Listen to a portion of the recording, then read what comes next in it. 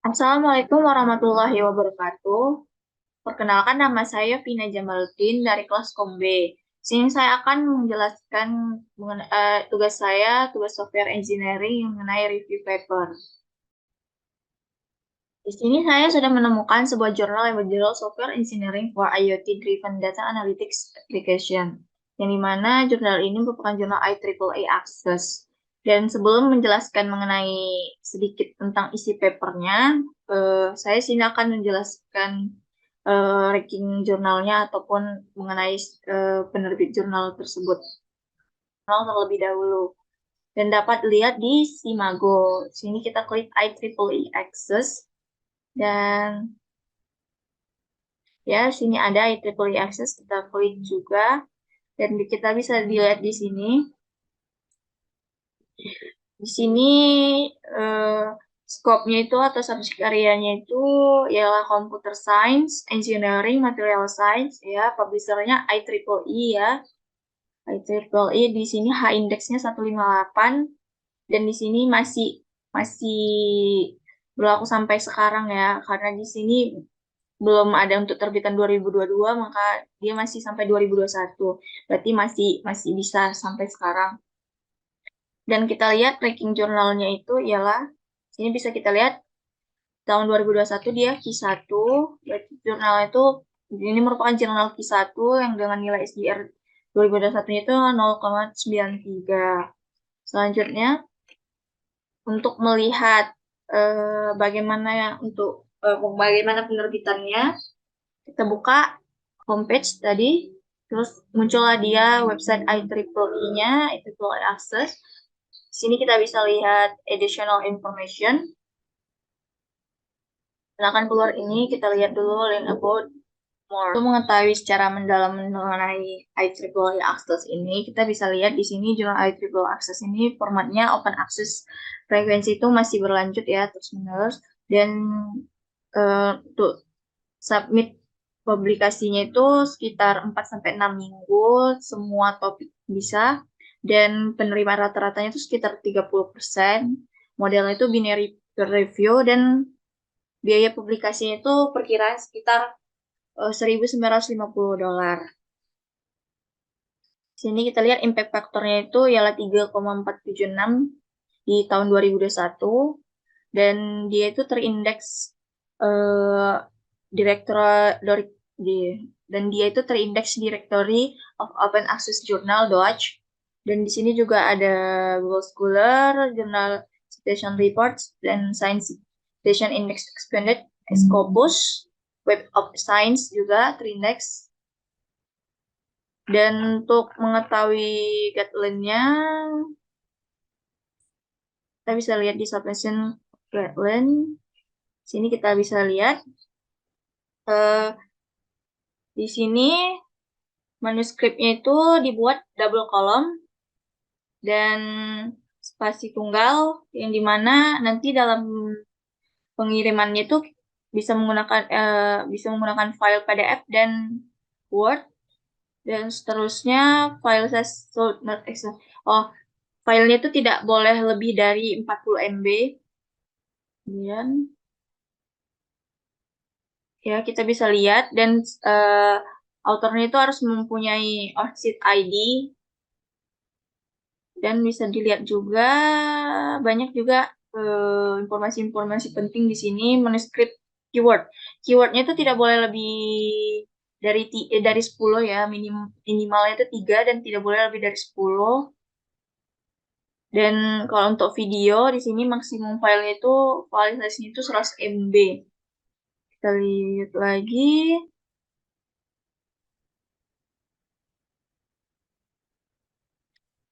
Oke, kiranya itu aja yang penting.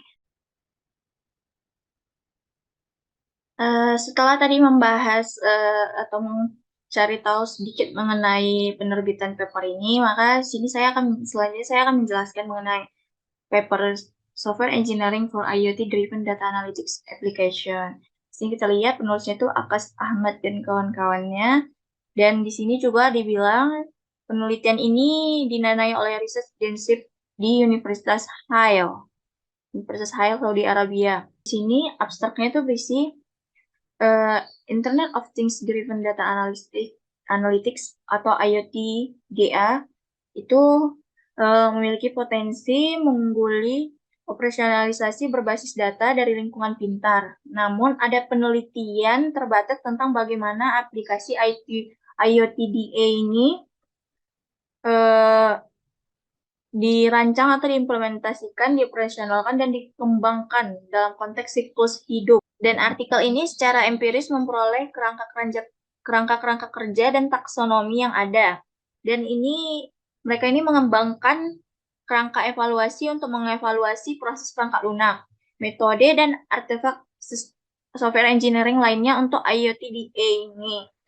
Keduanya, mereka melakukan studi pemetaan sistematis untuk memilih 16 proses secara kualitatif dari penelitian akademik dan solusi industri software engineering untuk IoT DA ini. Ketiga, mereka menerapkan kerangka evaluasi yang mereka kembangkan berdasarkan 17 kriteria yang berbeda atau alias kegiatan prosesnya untuk penyelidikan yang cermat dari masing-masing dari 16 proses software engineering. Untuk IoT DA. Keempat, mereka menerapkan kerangka kerja yang mereka usulkan pada studi kasus untuk mendemonstrasikan pengembangan aplikasi perawatan kesehatan IoT DA. Terakhirnya itu mereka menyoroti tantangan utama, praktik yang direkomendasikan, dan pelajaran yang dipetik berdasarkan dukungan kerangka kerja untuk merekayasa perangkat lunak IoT DA yang berpusat pada proses. Sehingga hasil penelitian ini dapat memfasilitasi peneliti dan praktisi untuk merekayasa aplikasi perangkat lunak IoT DA generasi baru dan generasi berikutnya. Syarat indeksnya itu ialah rekayasa perangkat lunak untuk IoT, analitik data berbasis IoT, smart environments atau lingkungan yang cerdas, dan proses perangkat lunak untuk IoT, perangkat kerja, rekayasa perangkat lunak, atau framework software framework. Oke. Di sini ada method of an overview of the proposed solution. Yang dimana dijelaskan di sini, mereka telah menggunakan pendekatan rekayasa perangkat lunak berbasis bukti untuk mengembangkan kerangka kerja berbasis kriteria yang mengesampingkan dan secara objektif mengevaluasi proses SE atau software engineering untuk aplikasi IoT DA. Dan di sini ada beberapa tahapan yang dimana fase pertama itu kembangkan kerangka kerja untuk mengevaluasi proses software engineering dan praktik dasarnya yang memungkinkan SE atau software engineering untuk aplikasi IoT DA. Selanjutnya fase yang kedua, terapkan studi pemetaan sistematis untuk memilih dan mendokumentasikan 16 proses kualitatif yang mendukung software engineering untuk IoT DA, untuk aplikasi IoT DA. Fase ketiga, mengevaluasi proses software engineering menggunakan kerangka kerja fase pertama untuk mengevaluasi berdasarkan kriteria proses pengembangan alat dan artefak software engineering lainnya untuk aplikasi IoT DA.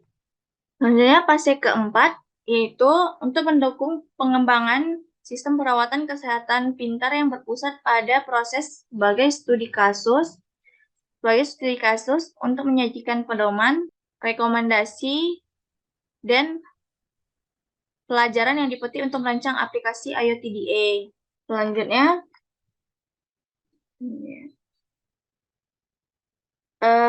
proses a software engineering process to develop IoT DA application, yang dimana ada beberapa langkah. Yang langkah pertamanya itu mengembangkan kerangka evaluasi. Yang kedua, proses dokumentasi